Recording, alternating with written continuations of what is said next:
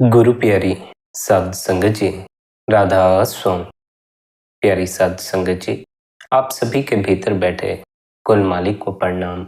आप सभी को प्रणाम। संगत जी, आज के इस रूहानियत भरे सत्संग में कबीर दास जी की वाणी ली गई है। सत्संग में आपने उस हालत का बयान किया है जब गुरु और परमात्मा, गुरु और गोविंद दोनों ही सम्मुख खड़े होते हैं और जीव के भीतर यह सवाल उत्पन्न होता है, अब मैं गुरु के चरण पकड़ूं या उस मालिक के चरण पकड़ूं। उस अवस्था का अनुभव, उस अवस्था तक पहुंचने की यात्रा कैसे की जाती है, आज के इस सत्संग द्वारा हम विस्तार पूर्वक समझेंगे।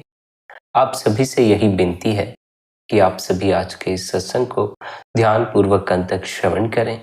साथ ही आप चैनल को सब्सक्राइब कर लें, नोटिफिकेशन बेल को ऑल पर सिलेक्ट कर लें ताकि आने वाले हर सत्संग की आपको अपडेट मिलती रहे। आइए आज के इस सत्संग की ओर बढ़ते हैं। सत्संग के वचन हैं, गुरु गोविंद दो खड़े काके लागू पाए, बलिहारी गुरु आपने जो गोविंद दियो बताए। यह जो अवस्था है जहां गुरु और गोविंद दोनों ही सम्मुख खड़े होते हैं, यह अवस्था अपने ही अंतस की गहराई में उतरकर प्राप्त होती है। आपके अंतस में छिपा बैठा है वह गोविंद, वह परमात्मा। अगर आप उस परमात्मा के सम्मुख होना चाहते हैं तो आपको अपने अंतस की यात्रा करनी होगी, अपने अंतस में उस मालिक की खोज करनी होगी। जो जीव अपने अंतस में नहीं उतरता वह गोविंद के नाम से तो परिचित हो जाता है, उस गोविंद, उस परमात्मा के गुणों से तो परिचित हो जाता है, लेकिन कभी भी उसका उस गोविंद से परिचय नहीं हो पाता। आप उस परमात्मा के नाम से वाकिफ हो सकते हैं, उसके गुणों से वाकिफ हो सकते हैं, लेकिन अगर आप उससे ही वाकिफ ना हुए तो उसके गुणों से वाकिफ होने का, उसके नाम से वाकिफ होने का क्या लाभ हुआ। अगर उसे ही नहीं जाना जिसका नाम लेते हो, अगर उससे मुलाकात ही नहीं हुई जिसके गुणों की महिमा गाते हो, तो फिर उसकी की गई महिमा का कोई भी लाभ ना हुआ। मालिक से मिलाप होना चाहिए, उसके बारे में जान लेना, समझ लेना, उसके बारे में पढ़ लेना यह महत्वपूर्ण नहीं है, उससे मिलाप कर लेना महत्वपूर्ण है। जैसे मैं और आप हैं, अगर मेरी और आपकी मुलाकात हो, हमारा मिलाप हो तो बात और है, तब जो हम महसूस करेंगे वह बड़ा ही और अनुभव होगा। पर यदि हम बस एक दूसरे के बारे में सोचते रहें, एक दूसरे का नाम पुकारते रहें, एक दूसरे की बातें करते रहें, एक दूसरे से मिले नहीं, तो उससे हमें वह महसूस नहीं होने वाला जो कि मिलाप करने पर अनुभव होता है। मिल जाना और बात है, मिलने के बारे में सोचना और बात है। जिसका नाम लेते हो उसके रूबरू हो जाना और बात है, उसका नाम लेते रहना और बात है। किसी का नाम पुकारते रहने से भला आपको क्या उपलब्ध हो जाता। आप अपने बच्चों का जीवन भर नाम लेते हैं तो अपने बच्चों का नाम लेने से आपको जीवन में आनंद का अनुभव तो नहीं हो जाता। जीवन भर उन बच्चों का नाम लेने से भी परमात्मा की झलक नहीं मिलती जिनका नाम की हम परमात्मा के नाम पर रखते हैं। नाम लेते रहने से ही बात नहीं बन जाती है, हृदय में उसकी याद भी तो होनी चाहिए। आपके बच्चे का नाम राम हो तो जीवन भर उसका नाम लेते रहने से आप तब तक राम के रूबरू नहीं हो जाएंगे जब तक आपके हृदय में भी राम की याद नहीं है। अगर जुबान पर राम है, हृदय में बच्चे की याद है, तो आप मोह में बन जाएंगे। फिर बच्चे की याद आपके भीतर घर कर जाएगी, फिर राम तो भूल ही जाएगा, याद रहेगा तो बच्चा याद रहेगा। बच्चे का नाम उस मालिक के नाम पर है, उस मालिक की याद दिलाता है, लेकिन हम उस मालिक को याद नहीं कर पाते, हम बच्चे को ही याद कर पाते। जुबान पर राम का नाम हो और हृदय में राम की याद हो, तब कहीं जाकर बात बनती है। जुबान पर कुछ और है, भीतर कुछ और है, फिर वह अवस्था हासिल नहीं होती जहां गोविंद के रूबरू हो सको। अगर गोविंद के रूबरू होना हो, उस मालिक के रूबरू होना हो, तो भीतर भी उसकी याद बिठानी पड़ती है। भीतर घूमते हैं लोगों के ख्याल, भीतर घूमते हैं पदार्थों के ख्याल, भीतर घूमते हैं संसार के ख्याल। जुबान पर मालिक का नाम है, बस जुबान तक ही रह गया है, हमारे भीतर मालिक की याद नहीं बसी। उस मालिक की याद हृदय में कब बसती है, जब बाकी सबकी यादें दुख बन जाए। जब तक किसी दूसरे की याद में सुख मालूम पड़ता है, तब तक मालिक की याद नहीं आती। मालिक की याद तो उन्हीं को आई है जिन्हें दूसरों की याद दुख लगने लग गई। जिन्हें यह संसार दुख लगने लग गया, उन्होंने ही अपने असल घर की ओर रुख किया, वरना तो जीव अपने असल घर की ओर कभी मुख करता ही नहीं है। इस संसार को ही अपना घर समझे बैठा। घर है वहां जहां न धन जाता, न देह जाती, न मकान जाता। जो आपका असल घर है, वहां आप अपने साथ कुछ भी नहीं ले जा सकते। यहां तक कि आप अपनी देह को भी अपने साथ नहीं ले जा सकते, या यूं कहो कि आप वहां सदा ही खाली हाथ पहुंचते हो। वहां कुछ ले जाने की कोई आवश्यकता नहीं है, क्योंकि वहां इन भौतिक चीजों की कोई आवश्यकता ही नहीं है। भौतिक चीजों की आवश्यकता तो इस संसार में है। जब तक इस संसार में हो, तब तक संसारिक पदार्थों की जरूरत पड़ती रहेगी, इन संसारिक लोगों की जरूरत पड़ती रहेगी। लेकिन वहां जहां आपका असल घर है, वहां ना तो आपको संसारिक पदार्थ मिलेंगे, न संसारिक लोग मिलेंगे। वहां तो आपका अपना होना है, वहां तो वह कुल मालिक। जिसे मालिक मिल जाए, भला वह किसी और अन्य चीज की तरफ ध्यान ही क्यों देगा। लेकिन बहुत से जीव ऐसे ही होते हैं जिनके भीतर उस मालिक से मिलने की कोई तड़प नहीं होती।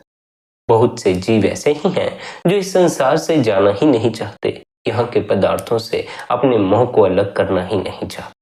बार बार इस संसार में लौट कर आना चाहते हैं, इन संबंधों में उलझे रहना चाहते हैं, यहाँ के स्वादों में उलझे रहना चाहते हैं। जो यहाँ उलझा रहना चाहता है, भला वह मालिक की तरफ ध्यान देगा ही क्यों। वह उस देश, अपने असल देश यानी सचखंड में प्रवेश पाने के लिए कोई उपाय करेगा ही क्यों, कोई अभ्यास करेगा ही क्यों।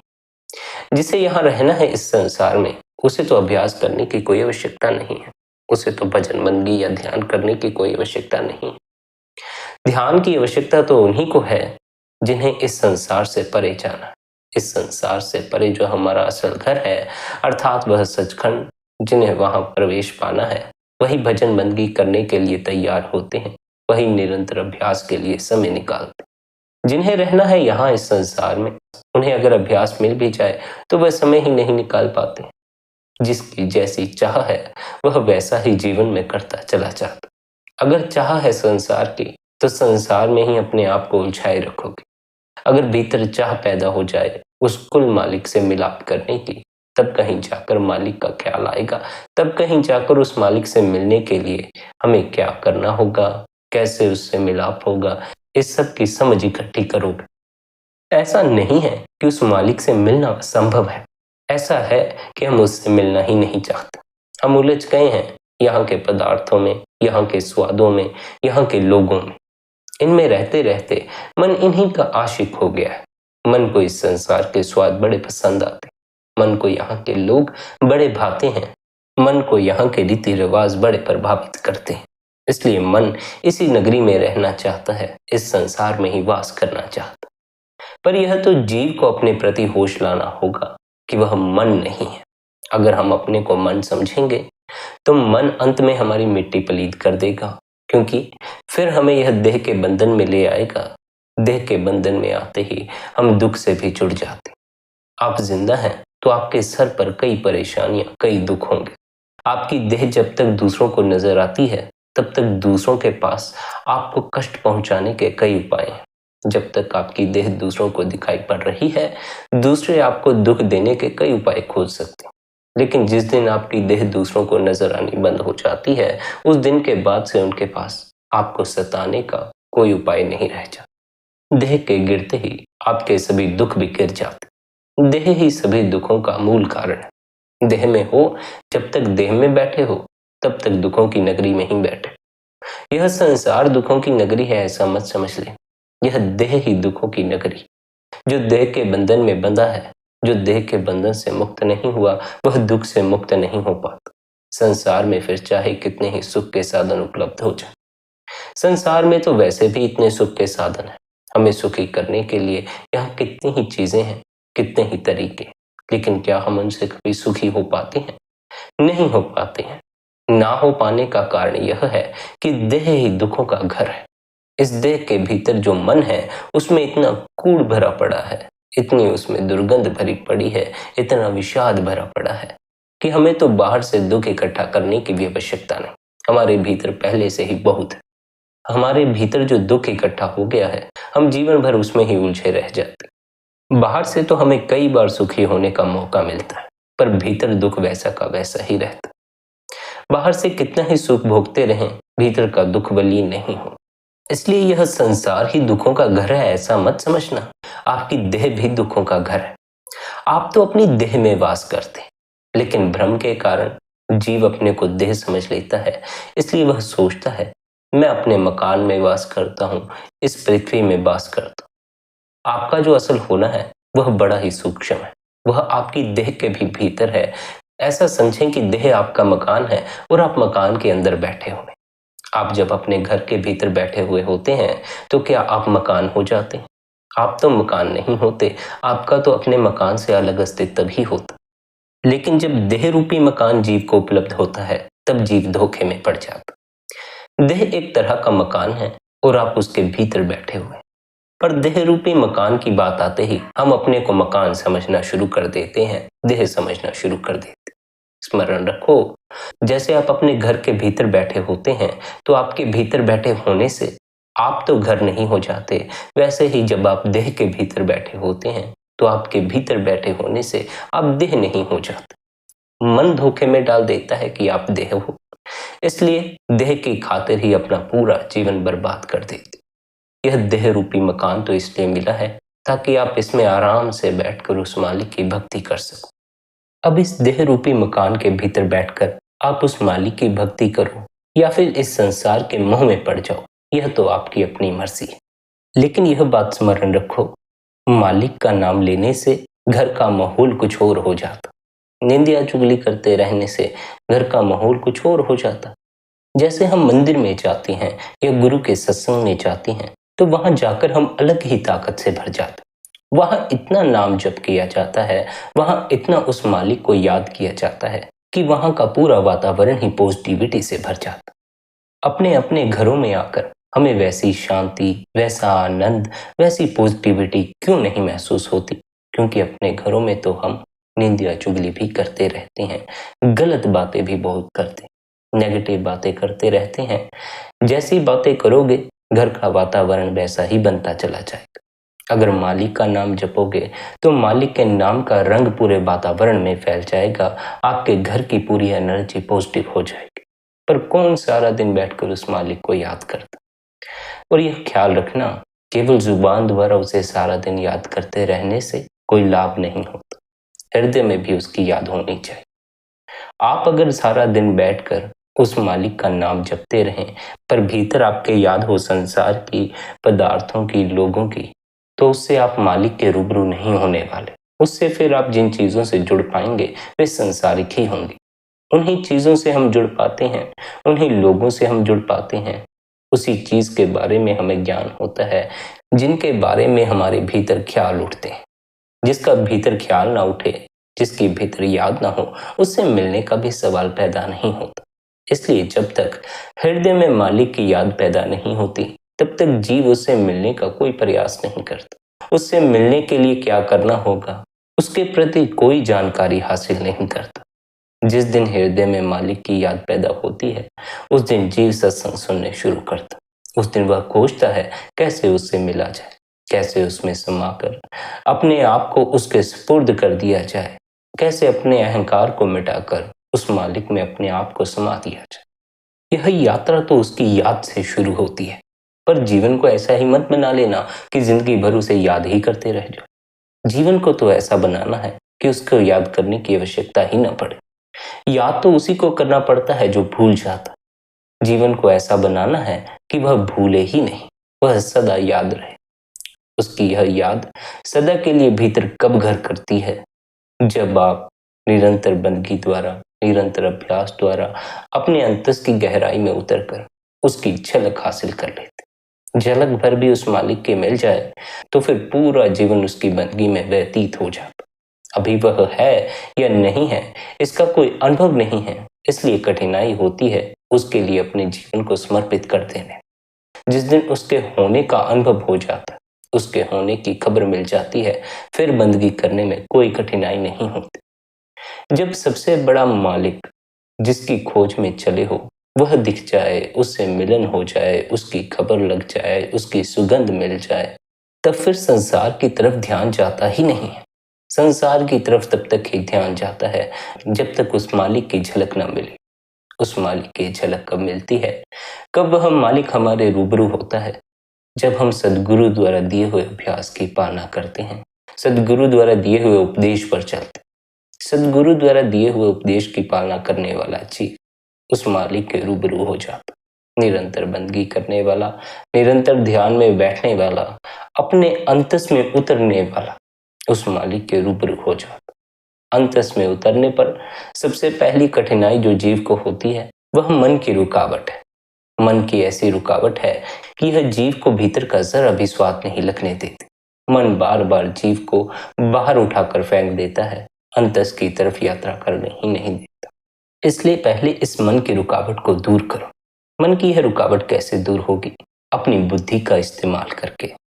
पहले आती हैं इंद्रियां जिनका मालिक मन है, फिर आता है मन जिसकी मालिक बुद्धि है, फिर आता है स्वयं यानी आत्मा जो सबकी मालिक है। यूं तो आत्मा सबकी मालिक है, पर अभी हमारी ऐसी हालत हो रखी है कि अभी आत्मा ही सबकी गुलाम हुए बैठी। मन जो सेवक है वह मालिक हुए बैठा, और ये तब तक मालिक बना बैठा रहता है जब तक आप इसे मालिक बने देना रहना चाहते। जिस दिन आप इससे इसका मालिकाना हक छीन लेते हैं, आप इसके सेवक ना होकर इसके मालिक हो जाते हैं, उस दिन के बाद से इसका सारा उपद्रव शांत हो जाता। अभी यह मालिक है इसलिए जो चाहे आपसे करवा लेता। जिस दिन आप इसके मालिक हो जाएंगे उस दिन यह आपसे आपकी मर्जी के बिना कुछ भी नहीं करवा सकता। जब तक हम मन के गुलाम हैं तब तक यह हमसे पूछता तक नहीं क्या करना सही है क्या करना गलत है। जो इसकी मर्जी हो करता चला जाता है, गलत भी करता है सही भी करता है। ऐसा नहीं कि यह गलत ही करता चला जाता। आपके दरवाजे पर बहुत बार मांगने वाले आए होंगे, ऐसा तो नहीं कि आपने सभी को अपने दर से भगा दिया। कुछ ऐसे भी रहे होंगे जिन्हें आपने कुछ दिया होगा, जिनकी सहायता की होगी। कुछ ऐसे आए होंगे जिन्हें आपने कुछ नहीं दिया होगा, अपने दर से भगा दिया होगा। ऐसा भी नहीं है कि हम मन हमसे सदा गलत ही करवाता है, अच्छा भी करवाता, लेकिन यह ज्यादा गलत से प्रभावित होता। गलत की तरफ मन का ज्यादा आकर्षण है। गलत बातें इसको अपनी तरफ खींच लेती, सही बातें इसे अपनी तरफ नहीं खींच पाती। जैसे गुरु का सत्संग होता है, उपदेश होता है, उसे अगर हमें 15-20 मिनट ध्यान से सुनना हो तो हमसे बैठा नहीं जाता। पर अगर हमें निंदा चुगली करनी हो तो हमें उसमें कोई कठिनाई नहीं है, हम पूरा दिन उसमें लगा सकते। मन गलत से जल्दी प्रभावित हो जाता। मन सही को पकड़ने में बड़े ही ज्यादा नखरे करता। सिमरन करना हो तो मन नखरे करेगा, निंदा चुगली करनी हो तो इसका कोई नखरा नहीं है, तब इसके लिए वह ठीक है। पर यह बात ख्याल रखना, अगर आप इस मन के मालिक न बने तो यह जीवन भर निंदा चुगली में उलझा रहेगा। जब तक आप इसके मालिक न बने, आपने मालिकाना हक अपने पास न लिया, तब तक आप इसे बंदगी में लगा ना पाए। एक बार अगर यह बंदगी करने लग जाए तब तो यह फिर आपका मित्र हो जाता, क्योंकि तब फिर यह आपकी आज्ञा के बगैर कोई कार्य नहीं करता। अभी तो यह अपनी मर्जी से ही काम पैदा कर देता, क्रोध पैदा कर देता, ईर्ष्या पैदा कर देता। जिस ओर चाहे उस ओर हमें घुमाता है, चाहे तो बाजार ले जाता है, चाहे तो मंदिर ले जाता है। अभी तो हम मंदिर भी मन के कहे ही जाते हैं। मन कुछ मांगना चाहता है या मन कुछ समय के लिए संसार से उदास हो जाता है तो मंदिर जाने की मांग करता है, लेकिन जैसे ही उदासी दूर होती है मंदिर भूल जाता है, परमात्मा भूल जाता है। जब तक भीतर दुख का अनुभव होता है, पीड़ा का अनुभव होता है, मालिक की याद आती रहती, उसका नाम लिया जाता। जैसे ही दुख दूर हुआ, पीड़ा ठीक हो गई, वह परमात्मा भी भूल जाता, फिर संसार याद आना शुरू हो जाता। ऐसा हुआ कि एक आदमी अपनी पूरी जवानी संसार में उलझा रहा, संसारिक धंधों में, संसारिक लोगों में। इस कदर उलझा रहा कि उसके पास उस मालिक को याद करने के लिए समय ही नहीं बचा। दिन का आधा घंटा भी वह उस मालिक को आराम से बैठकर याद करने में असमर्थ था। दिन में आधा घंटा भी उस मालिक को याद नहीं कर पाया। अगर बैठता भी था तो आधा घंटा तो मन में ही उलझा रह जाता था। मन को भी तो ठहरने को समय चाहिए। मन को ठहरने में आधा पौना घंटा तो लगता ही है। अगर आप आधा पौना घंटा मन को ठहरने के लिए ना दें, तब फिर आप ध्यान की गहराई में प्रवेश कैसे कर पाएंगे? आप तो मन को ठहरने को समय देते नहीं हैं। मन को देखते ही मन से भागना शुरू कर देते। मन से भागने की कोशिश मत करो, इसे ठहरने का मौका दो, यह अपने आप ही ठहर जाएगा। अगर आप चुपचाप ध्यान में बैठे रहें, बंदगी में बैठे रहें, अपने ख्यालों से अपने आप को न जोड़ें, अपने विचारों से अपने आप को न जोड़ें, तो आधा पौने घंटे बाद आप पाएंगे आपके विचार भीतर से विलीन हो गए। अब भीतर कोई शोर शराबा नहीं। लेकिन उतने समय के लिए बैठना भी पड़ता। उस आदमी के पास तो समय था नहीं। जवानी के दिन थे, संसार का आकर्षण अधिक था, संसार में उलझा रह गया। एक दिन वह बीमार पड़ गया। बीमार भी ऐसा पड़ा, हालत ऐसी हो गई, ना कुछ खाने को जी चाहे, न किसी से मिलने को जी चाहे, न किसी से बात करने को जी चाहे। बीमारी की उस अवस्था में उसे पहली बार एहसास हुआ कि इस अवस्था में किसी चीज की याद आए या ना आए, उस मालिक की याद तो अवश्य ही आ जाती। जब जीव अस्पतालों के बिस्तर पर भर्ती होता है तो अपने आप ही मालिक की याद आ जाती है। जब जरा सी मौत की झलक मिल जाए, वह परमात्मा याद आना शुरू हो जाता। बीमारी ने ऐसी उसकी हालत कर दी कि वह संसार को तो भूल ही गया, मालिक को याद करने लगा। मालिक को याद करते करते कब वह ठीक हो गया, उसे इस बात का पता ना चला। लेकिन मन इतनी आसानी से हार थोड़ी मान जाता। ठीक हुआ, शरीर का सहयोग मिलने लगा तो सब कुछ फिर से अच्छा लगने लग गया। संसार के स्वादों के ख्याल आने लग गए, संसार के लोगों के ख्याल आने लग गए, संसार की बातें याद आने लग गई। फिर वह परमात्मा को भूल गया। फिर परमात्मा को भूला रहा, अपने मस्त हो गया, संसारी कामकाज करता रहा, संसार के लोगों में उलझा रहा, संसारिक बातों में उलझा रहा। ऐसे ही फिर आधी जिंदगी और कट गई।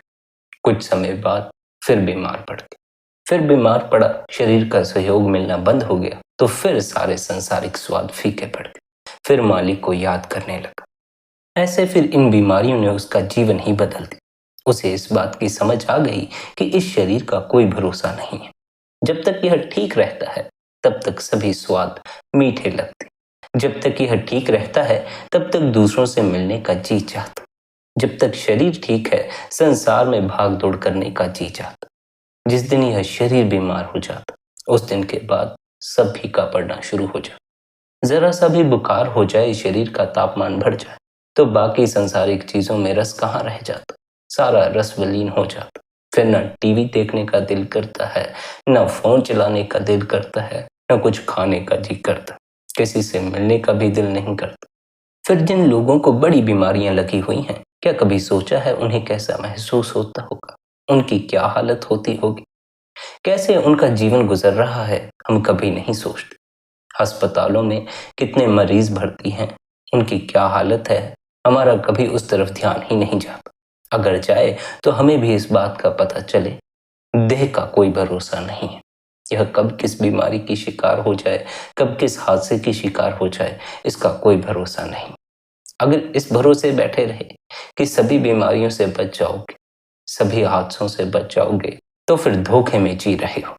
क्योंकि सभी हादसों से बचने के बावजूद, सभी बीमारियों से बचने के बावजूद भी इस देह का एक नियम है, यह जवानी के बाद अपने आप ही मुरझाना शुरू हो जाती, अपने आप ही अपने अंत की तरफ ढलना शुरू हो जाती। इस देह को मिटाने के लिए किसी दूसरे की कोई आवश्यकता नहीं है, यह तो अपने से ही मिट जाती, अपने से ही आदमी का जीवन खत्म हो जाता। जिससे इस बात का स्मरण आ गया कि यह देह सदा के लिए नहीं मिली है, तब तक ही हमारे पास है जब तक कि हमें कुछ हो नहीं गया, वही जीव अंत की यात्रा शुरू करता। क्योंकि उसी जीव का देह से मोह टूटता है, वही देह से ऊपर उठने के उपाय खोजता। जिसका देह से मोह है, भला वह देह से ऊपर उठने का उपाय ही क्यों करेगा।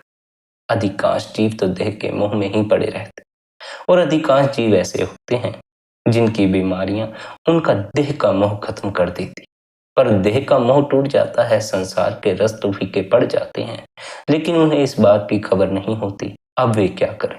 इसलिए उन्हें सिर्फ निराशा ही पकड़ती है, वह केवल जीवन में उदास ही हो पाते हैं।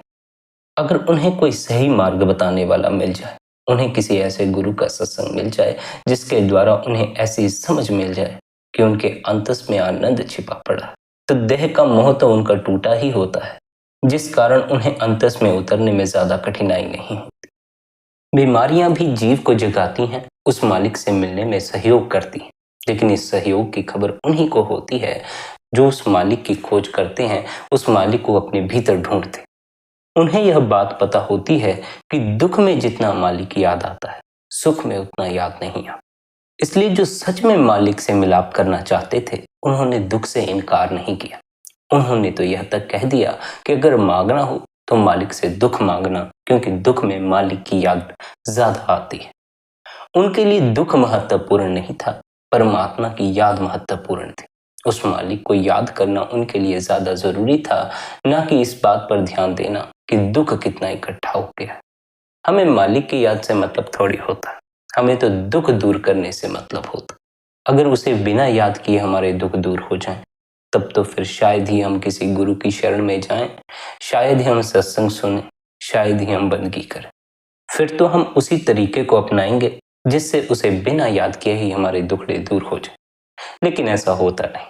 उस मालिक को याद करने से, उसमें रम जाने से, उसके आगे अपने को समर्पित कर देने से ही जीवन से दुख विलीन होता। उसकी याद आने पर दुख विलीन होता है, यह तो ठीक है, लेकिन उसकी याद आने के लिए पहले दुख का होना भी आवश्यक है। सुखी आदमी अपने हृदय से उस मालिक को याद नहीं कर पाता, मन के कहे चलता है। मन सही भी करता है, गलत भी करता है, पुण्य भी करता है, पाप भी करता है, काम क्रोध में भी उतरता है, पूजा प्रार्थना भी करता है। ऐसा नहीं कि मन आपको पूजा प्रार्थना नहीं करने देगा या उस मालिक को याद नहीं करने देगा, करने देगा, लेकिन सदा के लिए नहीं। अपने अनुसार ही आपसे भक्ति करवाएगा। जितने समय के लिए यह आपसे भक्ति करवाना चाहता है, उतने समय के लिए ही करवाएगा। सदा के लिए आपको भक्ति में लीन नहीं होने देगा। सारा दिन यह आपको मंदिर में नहीं बैठने देगा। आधे घंटे बाद, 15 मिनट बाद यह आपसे कहेगा कि चलो अब अपने घर के काम काज कर लेते, अब बाजार जा आते हैं, अब अपने दफ्तर चले जाते। मन ऐसा ही है। मन आपको सदा के लिए परमात्मा के पास नहीं ठहरने देता। उसके पास कुछ देर तो अवश्य ही आपको ठहरने देता है, और वह भी आप अपने स्वभाव के खींचे चले जाते। कुछ देर तो जय जयकार करेगा, लेकिन फिर जय जयकार भूल जाएगी। फिर याद आएगा तो संसार आएगा। इसलिए इस मन की रुकावट को परे करने के लिए बुद्धि का इस्तेमाल करो। अगर मन कुछ कहता है तो उसके कहे अनुसार ही करने मत लग जाओ। पहले अपनी बुद्धि का इस्तेमाल करो। देखो यह जो कह रहा है, क्या यह करना ठीक है? क्या यह करना आपको आपकी आध्यात्मिक यात्रा में सहायता करेगा या नहीं करेगा? जो करने से आप मालिक के निकट पहुंचते हो, वही जीवन में करें।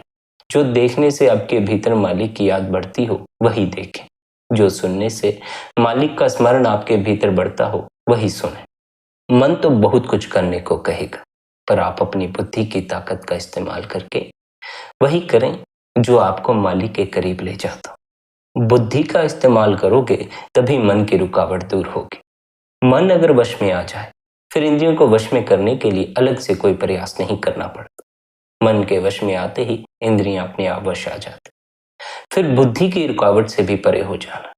ऐसा हो जाता है कि जब बुद्धि का इस्तेमाल करके हम अपने मन को वश में कर लेते हैं, तब फिर भीतर हमें यह अहंकार पकड़ जाता है कि हम तो बड़े पहुंचे हुए आदमी हैं। इसलिए इस बुद्धि का साथ भी छोड़ दें। बुद्धि का इस्तेमाल करना मन को वश में करने के लिए, लेकिन बुद्धि मालिक नहीं है। मालिक तो बुद्धि से भी परे है। मालिक तो आपका स्वयं है, यानी आपकी आत्मा। उसकी पहचान करनी है। उसकी पहचान के लिए बुद्धि को भी छोड़ देना पड़ता है। जो भी आपकी सही और गलत की समझ है, पसंद या नापसंद की समझ है, वह सारी समझ छोड़ देनी पड़ती है। जितना ज्ञान आपने इस संसार से इकट्ठा किया है, पदार्थों के प्रति इकट्ठा किया है, लोगों के प्रति इकट्ठा किया है, अंतस के प्रति इकट्ठा किया है, सारे ज्ञान को छोड़ देना पड़ता। ज्ञान बाधा बन जाता है परम ज्ञान की यात्रा, क्योंकि जो ज्ञान हमने इकट्ठा किया है वह हमारी बुद्धि की सीमा तक ही कैद रह जाता। लेकिन जिस परम ज्ञान की खोज में हम चले हुए हैं, वह हमारी बुद्धि की सीमा से परे है, वह हमारी बुद्धि में समाता नहीं है। इसलिए जिसे परम ज्ञान हासिल करना हो, उसे अपनी बुद्धि को भी छोड़ देना पड़ता। उसे बुद्धि छोड़कर ध्यान में बैठना पड़ता है। निरंतर गुरु द्वारा दिए अभ्यास की पालना करनी पड़ती। जो जीव अपने सद्गुरु द्वारा दिए हुए आदेश की पालना करता है, गुरु द्वारा दिए हुए अभ्यास को निरंतर करता, वह अपने अंतस में उतरना शुरू हो जाता है, मन से परे हटना शुरू हो जाता है, और ऐसे ही निरंतर अभ्यास करते करते एक दिन वह भीतर बैठे उस गोविंद के निकट पहुंच जाता। उस गोविंद के निकट पहुंचकर उसे अपने सम्मुख पाकर जीव के भीतर यह सवाल उठता है, अब मैं अपने सद्गुरु के चरण पकड़ूं या फिर मैं गोविंद के चरण पकड़ूं? किसके चरण पकड़ूं? जीवन भर तरसते रहे गोविंद के चरण पकड़ने के लिए। अब गोविंद सामने खड़ा है तो सवाल उठता है, किसके चरण पकड़ूं?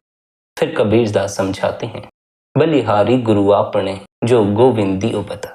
हम तो अपने गुरु पे बलिहार जाते हैं, अपने गुरु के चरण पकड़ते हैं, क्योंकि गुरु की कृपा से ही हमारा उस गोविंद से मिलाप हो सका। गोविंद है, वह परमात्मा है, यह तो हम पहले भी जानते। कई बार हम भी थक हार कर उसकी शरण में ही गए हैं। भले ही हमें उसके होने का कोई अनुभव ना हुआ हो, लेकिन गए तो उसकी शरण में हैं ही। वह परमात्मा है, यह तो जानते हैं, लेकिन उसके होने का कोई अनुभव नहीं है। कभी उसे देखा नहीं, कभी उससे मुलाकात नहीं हुई, कभी उसकी सुगंध हम तक नहीं आई, कभी उसकी कोई खबर हम तक नहीं आई। वह खबर, उसकी जो सुगंध है, वह सद्गुरु की कृपा से हम तक पहुंचती। उसकी जो झलक है, वह सद्गुरु की कृपा से हमें मिलती है। इसलिए आप कहते हैं, हम तो अपने सद्गुरु पर बलिहार जाते, सद्गुरु के चरण पकड़ते हैं, सद्गुरु के चरणों में अपने आप को समर्पित कर देते। सद्गुरु की बड़ी कृपा है कि उसने हमारा मालिक से मिलाप करवाया, वरना तो हम शायद कभी मालिक से मिल ही नहीं पाते। जानते थे कि मालिक है, लेकिन कभी मिले नहीं, कभी उससे रूबरू नहीं हुए। गुरु की कृपा है कि उसने हमें उस मालिक से मिला दिया। अब तो गुरु और गोविंद दोनों ही सामने खड़े हैं, और जिसके सामने गुरु और गोविंद दोनों खड़े हो जाएं, उसे भला जीवन में किसी और चीज की क्या जरूरत रह जाती? उसे फिर कुछ भी मांगने की जरूरत नहीं, उसे फिर जीवन में कुछ नहीं चाहिए, उसके पास सब कुछ है।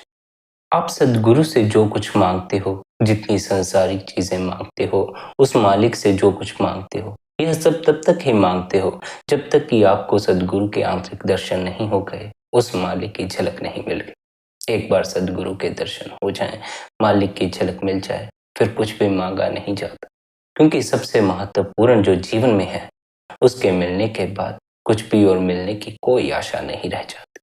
मान लो आपके पास धन भी है, ऊंचा पद भी है, मान सम्मान भी है, महंगी गाड़ी है, अच्छा मकान है, अच्छा परिवार है, अच्छे यार दोस्त, सब मिल जाने के बाद क्या फिर तृप्त हो जाओगे? अधिकांश जीवों को तो यही भ्रांति होती है कि हो जाएंगे, पर होता कोई नहीं। सबके पास मित्र होते हैं, सबके पास धन होता है, सबके पास परिवार होता है, लेकिन सब होते हुए भी उनके जीवन में तृप्ति की कोई झलक नहीं मिलती। ना मिलने का कारण है कि जो कुछ आप जीवन में हासिल कर लेते हैं, उतना ही आपके लिए पर्याप्त नहीं होता। मन की भूख इतनी ज्यादा है कि यह थोड़े से कभी भरता ही नहीं, यह और की मांग शुरू कर देता। आप अपनी जरूरत के अनुसार धन जब जुटा लेंगे, इतना धन जुटा लेंगे कि आप अपने परिवार का भी पालन पोषण कर सकें, तो यह मन उतने में राजी नहीं होगा। यह कहेगा और दुगना इकट्ठा कर लो, जितना इकट्ठा कर सकते हो कर लो, तुम्हारा ही लाभ है। यह लाभ का धोखा देकर हमें नुकसान में डाल देता है। हम लगे रह जाते हैं धन इकट्ठा करने में, फिर समय हाथ से निकल जाता है, पूरी जिंदगी हाथ से निकल जाती। उस मालिक की भक्ति करने के लिए कुछ घड़ियां भी हम बैठ नहीं पाते, अंत में रोते और चिल्लाते। अंत में पछताने से बेहतर है अभी उस मालिक से अपने आप को जोड़ लो। जुड़े हुए हो, लेकिन जुड़े हुए होने का अनुभव मन से परे जाकर होगा। मन से परे जाने के लिए निरंतर गुरु द्वारा दिए अभ्यास की पालना करो, निरंतर बंदगी में बैठो, निरंतर ध्यान में बैठो। जो गुरु के उपदेश की पालना करते हैं, गुरु द्वारा बताए अभ्यास को निरंतर करते, एक दिन वह परमात्मा उनके सम्मुख खड़ा हो जाता। जिस दिन परमात्मा आपके सम्मुख खड़ा हो गया, उस दिन के बाद फिर जीवन में दुख होंगे भी, तो उन दुखों की तरफ आपका ध्यान ही नहीं जाएगा। जहां वह विराट प्रकट हो गया, वहां जितना भी शुद्र है उसकी तरफ ध्यान जाना बंद हो जाता है, फिर विराट ही नजर आता। अभी वह विराट नजर नहीं आता, इसलिए जो शुद्र से दुख है वही नजर आते रह जाते, और वे शुद्र से दुख, छोटे से दुख भी बड़े भारी मालूम पड़ते। उस परमात्मा के सामने कोई भी दुख बड़ा नहीं होता, सभी दुख बड़े छोटे होते। अगर उस परमात्मा से मिल जाओ, फिर दुखों की खबर ही नहीं रह जाती, फिर सारे दुख अपने से ही दूर भागते। और सबसे बड़ा दुख जो होता है, वह स्मरण रखना देह होती है। देह से सभी दुखों का जन्म होता। देह ना हो तो ना कर्जे का दुख, ना बीमारी का दुख, न लड़ाई झगड़े का दुख, न गाली गलौज का दुख।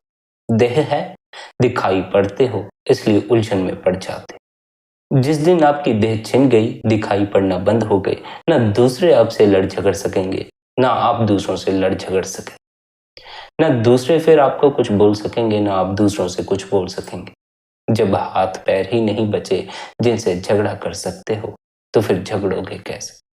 जब वह मुख ही नहीं बचा जिससे दूसरे को बुरा बोल सकते हो, तो फिर बुरा बोलोगे कैसे?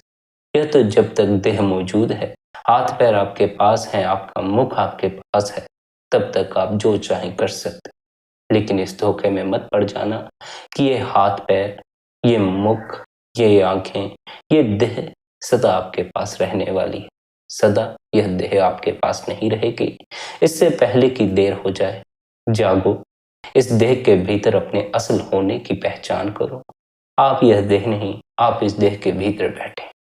आपका इस देह के भीतर होना ही आपका असल होना है। उस असल होने की पहचान के लिए निरंतर अपने भीतर उतरने के लिए समय दें, निरंतर ध्यान में बैठें, निरंतर भजन बंदगी में बैठें। और यह ख्याल रखें, जैसे ही आप बंदगी में बैठेंगे या ध्यान में बैठेंगे, तो आपका मन उसी समय शांत नहीं हो जाएगा। कुछ समय लेगा शांत होने के लिए। आधा घंटा भी लग सकता है, पौना घंटा भी लग सकता है, कभी कभार कुछ जीवों को 1-1.5 घंटा भी लग जाता। इतनी उन्होंने अपने मन को ऊर्जा दे रखी होती। आपने मन को ताकत दी है, इसलिए मन गति करता। अगर आप मन को ताकत देना बंद कर दें, तो फिर मन आगे गति नहीं कर पाएगा, ठहर जाएगा। बंदगी के समय आपने बंदगी पर ध्यान देना है, मन पर नहीं। जैसे ही आप अपना ध्यान बंदगी पर देंगे, मन पर ध्यान देना बंद कर देंगे, मन को ताकत मिलनी बंद हो जाए। लेकिन जो ताकत मन को पहले मिली है, मन कुछ देर उस ताकत के सहारे गतिशील रहेगा। इसलिए आपने कुछ समय के लिए सब्र रखना है, कुछ समय के लिए इस मन को चलते रहने देना है। इससे कोई छिड़खानी नहीं करनी है, इसे दोबारा ताकत नहीं देनी है। अपने आप को सिमरन में लगाए रखना है। अगर कोई ख्याल आए तो घबरा नहीं जाना है, परेशान नहीं हो जाना है, बल्कि आपने इंतजार करना है। थोड़ी देर बाद वह ख्याल, वह विचार अपने से ही विलीन हो जाए। सब्र का फल सदा ही मीठा होता है। इसलिए सब्र रखकर बंदगी करें, सच्ची लगन, सच्चे हृदय से अपने गुरु द्वारा दिए अभ्यास की पालना करें। संगत जी, आज के इस सत्संग को यहीं पर विश्राम देते हैं। यदि आज का यह सत्संग आपको अच्छा लगा हो, तो आज के इस सत्संग को आप अपने मित्रों और संबंधियों के साथ शेयर भी कर सकते हैं। बाकी आपकी अपनी मौज है। अपना ख्याल रखें, सबके प्रति भीतर भले की कामना रखें। इतने प्रेम और प्यार से आपने सत्संग को सुना, उसके लिए आप सभी का धन्यवाद। राधा स्वामी जी।